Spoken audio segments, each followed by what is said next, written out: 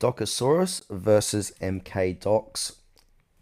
Which static site generator is best for docs? So if you're creating documentations for a project, choosing the right static site generator is key.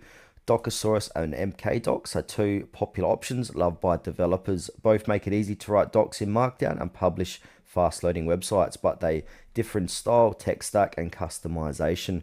So I'm going to give you a quick breakdown to help you decide. Now let's go ahead and start with Docusaurus. So Docusaurus is a React-based static site generator built by Meta, aimed specifically at project documentation. It comes with versioning, search, and theming out of the box. Since it's built on React, it's very customizable and great for projects already using modern web tools. Now, pros: React-based and highly customizable, built-in versioning and I18N, strong default themes and plugins, good for developers, centric docs.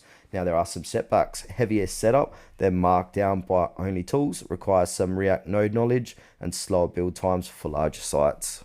Okay, next we got MkDocs. So this is a simple, fast static site generator for Markdown based documentation, and it's all written in Python. It's lightweight, easy to set up, and widely used in the open source community. Themes like Material for MkDocs give it a modern look without needing deep customizations.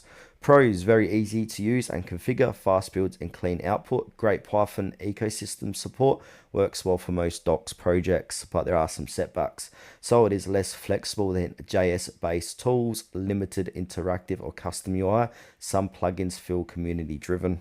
So final verdict: choose a Docusaurus if you want a powerful React powered site with advanced features and flexibility.